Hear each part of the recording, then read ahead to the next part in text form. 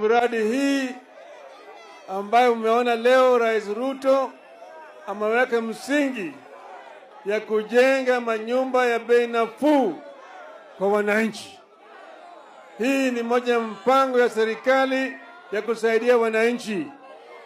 Hii mpango ya manyumba ya hali ya chini ni mpango ya serikali, na hii mpango tulianza zamani sana.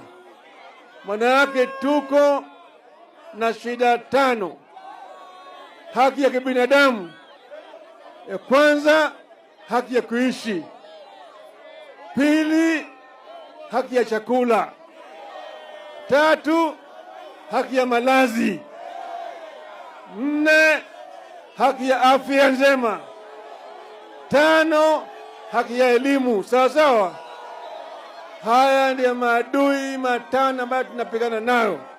Ndio sababu serikali imeweka hii mpango ya affordable housing program. Sawa Jothurwa? Sawa sawa.